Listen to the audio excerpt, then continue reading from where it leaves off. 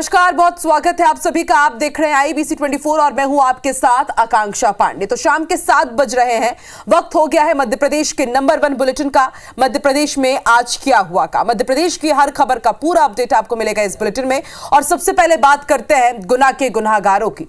पारिवारिक द्वंद, उलझने और प्रताड़ना हर बार महिला की जिंदगी को बर्बाद कर देती है। गुना में भी यही हुआ है। यहां ससुराल वालों ने पहले तो एक युवती को बेरहमी से पीटा। जब वो बेहोश हो गई तो उसके प्राइवेट पार्ट में मिर्ची पाउडर झोंक दिया और बेहोशी की हालत में उसे उसके मायके के बाहर छोड़कर फरार हो गए। देखिए दर्द भरी ये दास्तां। मेरे साथ मेरे घर वालों ने सभी ने मिलकर मुझे मारा पीटा, सब कुछ किया। मार मार के बेहोशी की हालत में लाकर मेरे मायके पर फेंक दिए। मुझे न्याय दिलवाएं। गुना में एक शर्मसार कर देने वाली घटना सामने आई है। धरनावदा क्षेत्र निवासी एक महिला ने अपने ससुराल पक्ष के लोगों पर गंभीर आरोप लगाए हैं। महिला ने आरोप लगाया कि उसके साथ मारपीट की गई और प्राइवेट पार्ट में मिर्च डालकर बर्बरता की गई। पीड़ित महिला ने सोशल मीडिया में वीडियो जारी करते हुए न्याय की गुहार लगाई है। थाना धरनावदा चौकी लुटियाई की हल्ला के FIR 0 पे दर्ज कराई है। प्रताड़ना के संबंध में है धारा, उसमें मारपीट और प्रताड़ित करने के संबंध में जो अग्रिम कार्रवाई है तो थाना करणवास जिला राजगढ़ भेजी गई। हालांकि इस मामले में धरनावदा पुलिस ने 0 पर शिकायत दर्ज कर इसे राजगढ़ भेज दिया है। आगे की कार्रवाई राजगढ़ पुलिस की ओर से की जाएगी। तो कहीं पर बहुओं से बर्बरता हो रही है, कहीं पर महिलाओं पर अत्याचार हो रहा है, तो कहीं पर नाबालिगों से रेप हो रहा है। और बड़ी बात यह है कि इस तरह के मामले बढ़ते हैं लेकिन कार्रवाई नहीं होती। मामले इसलिए भी बढ़ रहे हैं क्योंकि कई केसेस अदालत में पेंडिंग पड़े रहते हैं। और एक और आंकड़ा जो हम आपको बताएंगे उसे सुनकर आप चौंक जाएंगे। मध्य प्रदेश में नाबालिग बच्चियों से बलात्कार के तकरीबन 5000 मामले कोर्ट में पेंडिंग है। जी हां, 5000 मामले। और कुछ तो 24 साल पुराने मामले भी हैं। इनकी पीड़िताएं भी हैं जो आज भी इंसाफ का इंतजार कर रही हैं। विधानसभा में कांग्रेस ने सरकार से सवाल किया तो गृह मंत्री के तौर पर खुद सीएम ने लिखित में ये जवाब दिए हैं, जिसे लेकर मध्य प्रदेश में अब सियासी संग्राम छिड़ गया है। रिपोर्ट देखिए।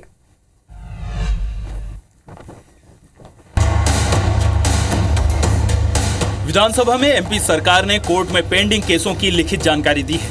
हाई कोर्ट में रेप के पेंडिंग केस, नाबालिगों से रेप के 4928 केस पेंडिंग। इनमें से 50% आरोपी जमानत पर है। कई केस 23 साल से पेंडिंग है। सबसे पुराना केस इंदौर खंडपीठ का है, जहां 12 जनवरी 2001 से केस लंबित है। 64 दोषियों को ट्रायल कोर्ट ने फांसी की सजा दी थी, लेकिन अब तक एक भी दोषी को फांसी नहीं हुई है। काफ़ी संख्या में केस पेंडिंग है और जितनों को जो मतलब फांसी की सज़ा भी अगर कुछ 10 या 11 लोगों को हुई, लेकिन अभी तक फांसी की सज़ा कहाँ हुई। डर का एक माहौल और वातावरण जो दरिंदों पे बनना चाहिए, कब बन पाएगा और कैसा बन पाएगा। और भारतीय जनता पार्टी की सरकार ने ही बलात्कार जैसे मामलों में फांसी की सजा का प्रावधान भी कानून में किया है, तो निश्चित रूप से उसका पालन कराने के लिए भी हम कटिबद्ध हैं। अब देखना यह है कि पेंडिंग केसों में जल्दी सुनवाई होगी या ये संख्या और भी बढ़ती जाएगी।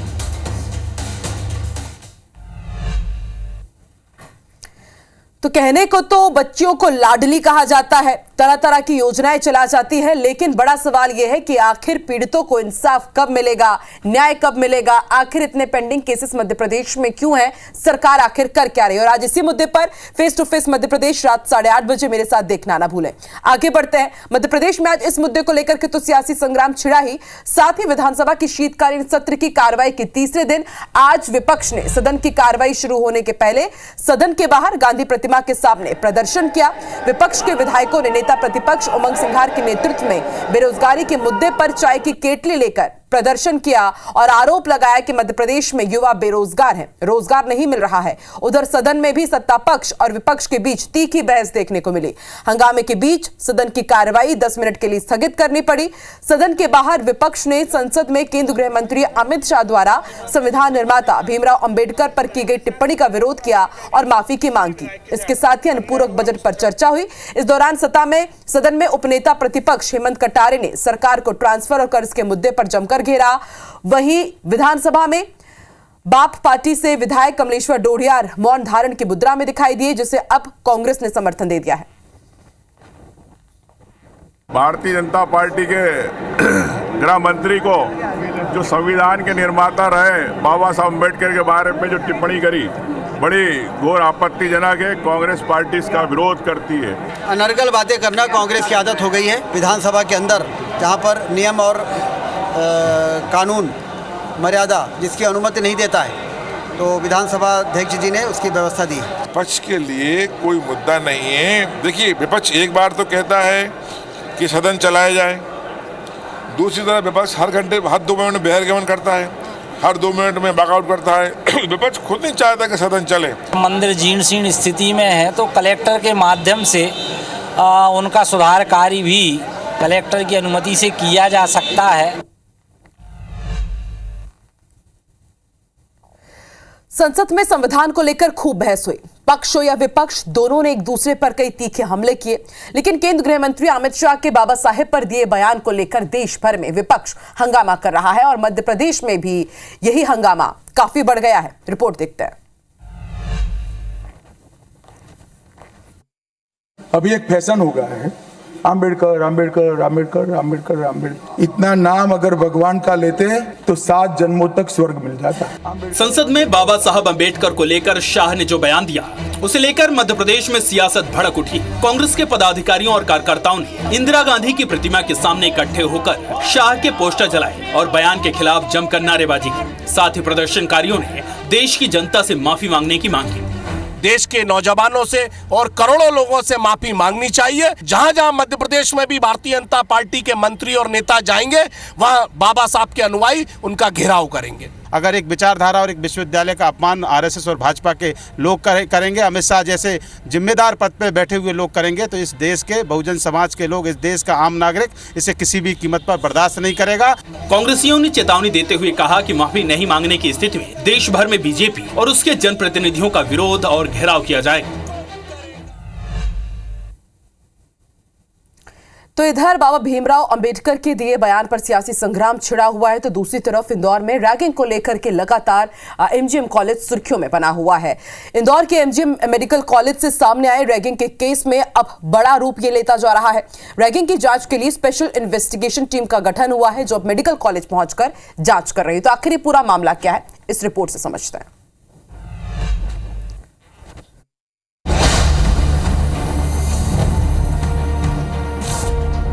इंदौर के एमजीएम मेडिकल कॉलेज के जूनियर डॉक्टर ने एक्स पोस्ट कर सीनियर्स पर रैगिंग करने के आरोप लगाए हैं। ऐसे में इस साल 30 छात्रों ने हॉस्टल छोड़ दिया है। छात्र प्लीज हेल्प मी के नाम से एक्स अकाउंट चला रहे हैं। छात्रों ने एक्स पोस्ट के जरिए सीएम डॉक्टर मोहन यादव से गुहार लगाई है। मामले में डीन का कहना है कि प्रबंधन के पास अभी तक कोई शिकायत नहीं आई है।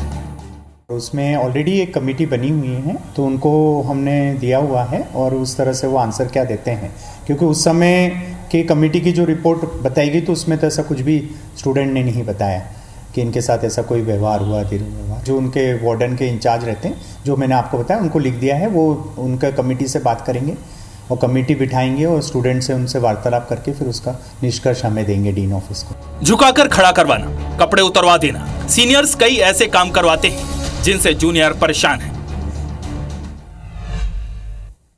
भोपाल में एक बार फिर लव जिहाद का मामला सामने आया है। दरअसल आरोपी साहिल हिंदू युवती से राहुल बनकर मिला और अपने प्रेम जाल में फंसाया, लेकिन जब युवती को आरोपी के साहिल यानी कि मुसलमान होने का पता चला तो उसने दूरी बना ली। लेकिन आरोपी ने युवती को हिंदू बनकर शादी करने का झांसा दिया। 4 साल तक युवती का यौन शोषण किया और फिर जब युवती ने शादी के लिए दबाव बनाया तो आरोप है कि युवती से धर्म बदलने के लिए उसने दबाव बनाया। इतना ही नहीं, आरोपी ने अपना मोबाइल नंबर बदल दिया है, गायब हो गया है। इसे लेकर अब पीड़िता ने कोलार थाने में मामला दर्ज कराया है। पुलिस ने लव जिहाद, रेप और हरिजन एक्ट की धाराओं में एफआईआर दर्ज की है। आरोपी की तलाश की जा रही है।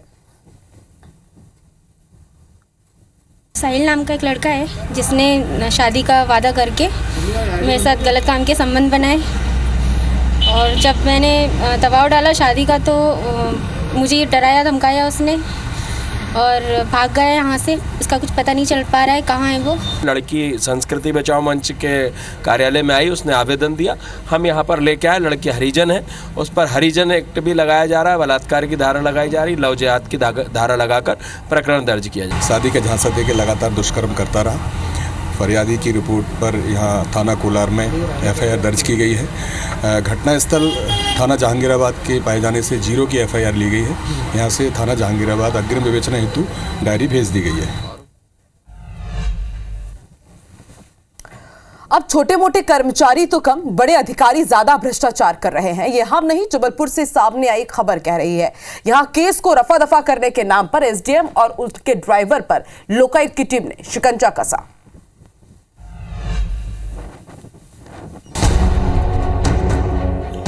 जबलपुर में लोकायुक्त पुलिस ने शहपुरा एसडीएम नदीमा शौरी के ड्राइवर को 1.5 लाख रुपए की रिश्वत लेते गिरफ्तार किया। अवैध धान भंडारण का मामला रफा दफा करने के बदले रिश्वत ली जा रही थी। फरियादी का आरोप है कि शहपुरा एसडीएम ने उससे ड्राइवर के हाथों 3 लाख रुपए की रिश्वत मांगी थी। आवेदक की शिकायत पर लोकायुक्त पुलिस ने ड्राइवर को 1.5 लाख रुपए लेते रंगे हाथों दबोचा।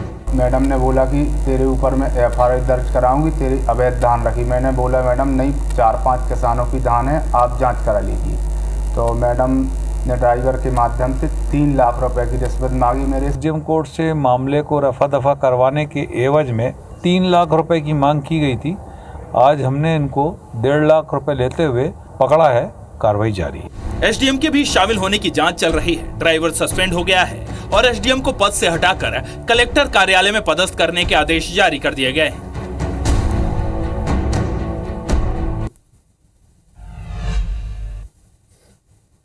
मध्य प्रदेश में हत्या, लूट जैसी वारदातें तो हो ही रही है। अब सरेआम किडनैपिंग के केस भी सामने आ रहा है। सतना में एक इंजीनियर और उसके साले को धोखे से किडनैप किया गया, करोड़ों की फिरौती मांगी गई। देखिए कैसे बची इंजीनियर और उसके साले की जान। सतना के एक इंजीनियर और उसके साले को किडनैप कर लिया गया और फिरौती की रकम 2 करोड़ रुपए मांगी है। आरोपियों ने जमीन देखने के बहाने दोनों को जंगल में बुलाया और बंधक बना लिया। सोने की अंगूठी, चेन, नकदी लूट ली गई। मौका देख दोनों जैसे तैसे भाग निकले। इसमें इन्होंने हमको किडनैप किया था यहाँ से, तो किडनैप करके ले गए थे जो है मानगंज के जंगल में। तो जो है इन्होंने वहाँ पे रखा हुआ था। सुबह जैसे टाइम लगा देखिए सो गए थे, तो वहाँ से निकल गए। इन्होंने हमारे कंडक्टी में बंदूक लगा दी। फिर हमको ये वहाँ से अमानगंज लेके गए। अमानगंज से फिर ये हमको सकतपुरा लेके गए। वहाँ पे एक गांव जंगल के बीच में हमको रखा, एक झोपड़ी में। उनको 2 करोड़ रुपए चाहिए। जानकारी के मुताबिक अमानगंज जंगल में एक टापू पर कमरे में उन्हें बंधक बनाया गया। आरोपियों ने उनके डेबिट और क्रेडिट कार्ड भी छीन लिए और उनके मोबाइल रास्ते में फेंक दिए। फिलहाल पुलिस ने बयान दर्ज कर जाँच शुरू कर दी है। मध्य प्रदेश के सबसे बड़े व्यापार मेलों में शुमार 119 साल पुराना मेला अब दम तोड़ता नजर आ रहा है और हालत यह है कि 25 दिसंबर से शुरू होने वाले मेले की सिर्फ 10% दुकानें तैयार हो पाई है। दुकानों के मेंटेनेंस से लेकर पार्किंग, सप्लाई और दूसरे कामों की व्यवस्था भी प्राधिकरण अब तक नहीं कर पाया है।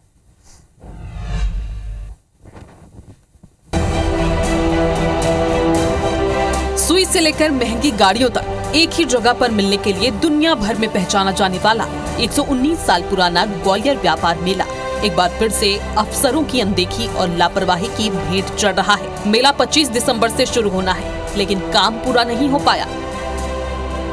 इसकी वजह ये है, जो ग्वालियर के व्यापारी हैं और जो परमानेंट शोरूम है इनके, उनके काम चालू हैं। एक शोरूम को बनाने में कम से कम 25-30 दिन लगते हैं। इसमें जो टैक्स वगैरह की छूट थी जो पिछले साल चालू करी है इन्होंने, तो उस हिसाब से मेले में सही भी हुआ है। गाड़ियाँ वाड़ियाँ भी उठी थी, सब उठा था।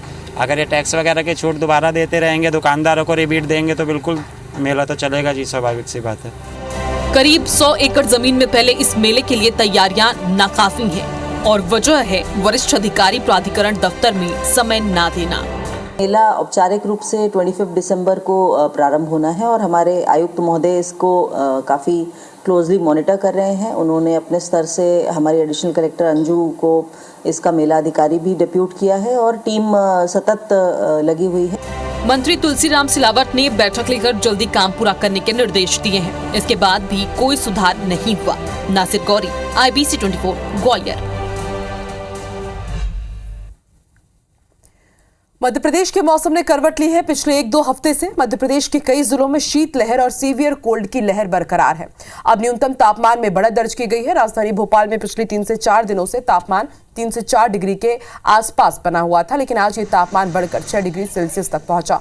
मौसम वैज्ञानिकों के अनुसार आने वाले 4 से 5 दिनों तक न्यूनतम तापमान में बढ़ोतरी होगी। दरअसल ईस्टर्न डिस्टर्बेंस के चलते तापमान में ये बदलाव आए हैं।